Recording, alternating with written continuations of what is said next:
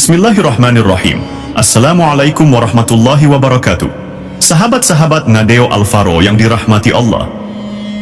Pernahkah kita merenung bahwa di tengah hiruk-pikuk dunia ini masih ada hamba-hamba Allah yang hidup dalam diam, namun hatinya selalu bergemuruh menyebut namanya?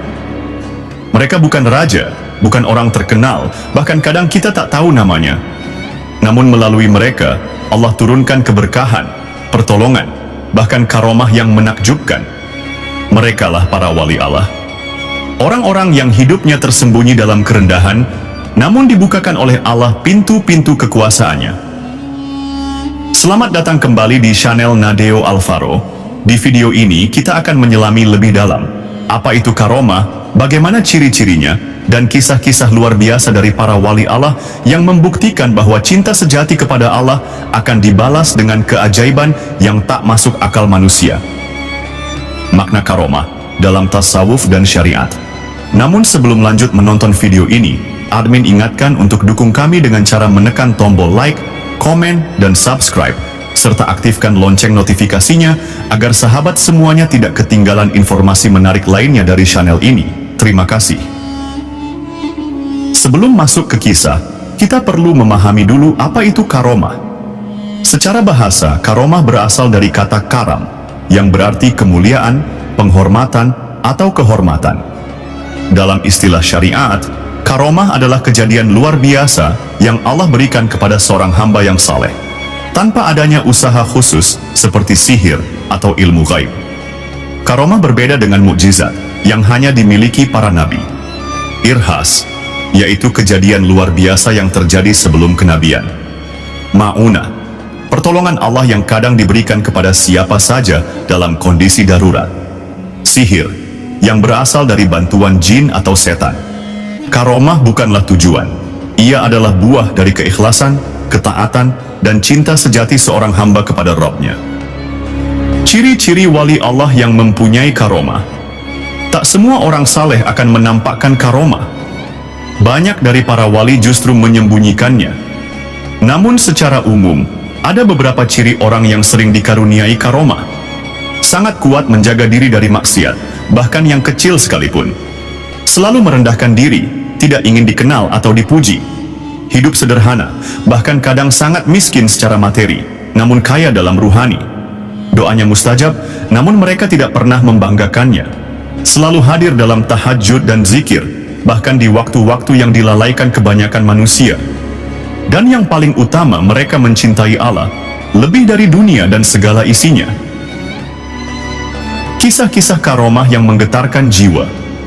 Mari kita menyelami beberapa kisah nyata yang telah diriwayatkan dari generasi ke generasi tentang karomah para wali Allah, baik dari Timur Tengah hingga Nusantara. Yang pertama, Syekh Abdul Qadir Al-Jailani melindungi murid yang dizalimi. Suatu ketika seorang muridnya sedang dalam perjalanan dakwah. Di tengah jalan, ia dihadang oleh para perampok. Mereka menyiksa dan hendak membunuhnya. Murid itu hanya berkata, "Wahai guruku Syekh Abdul Qadir, tolong aku." Saat itu juga, para perampok melihat cahaya terang muncul di langit. Lalu terdengar suara mengguntur, "Lepaskan dia.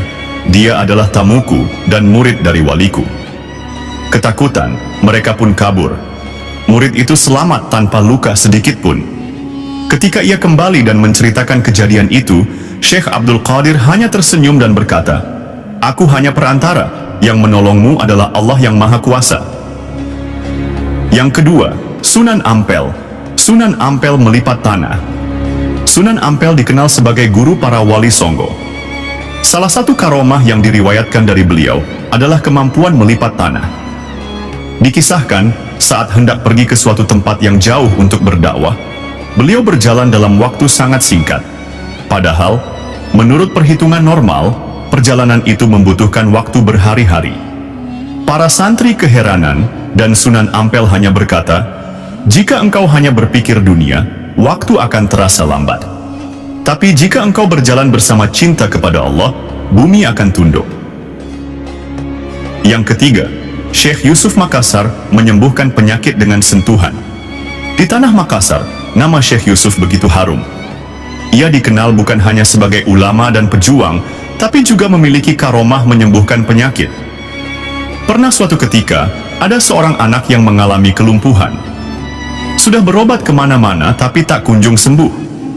Orang tuanya membawa anak itu ke Syekh Yusuf. Beliau hanya menyentuh kepala anak itu sambil membaca Al-Fatihah dan doa, lalu berkata, "Bangkitlah nak, dengan izin Allah engkau sembuh." Dan anak itu pun berdiri, berjalan seperti biasa. Orang tuanya menangis, bukan karena keajaiban, tapi karena melihat kekuasaan Allah begitu dekat di hadapan mereka. Yang keempat, Syekh Nawawi Al-Bantani mendoakan tanah Mekah dari Banten. Syekh Nawawi dikenal sebagai ulama besar asal Banten yang disegani di Mekah. Suatu ketika, Mekah mengalami kekeringan panjang. Para ulama dan masyarakat berdoa, namun hujan tak kunjung turun. Di saat yang sama, Syekh Nawawi sedang berada di tanah Banten. Mendengar kabar itu, beliau menengadah ke langit dan berdoa, "Ya Allah, hujanilah tanah sucimu, sebagaimana engkau hujani hati hambamu yang rindu padamu." Beberapa jam kemudian, hujan deras turun membasahi Mekah.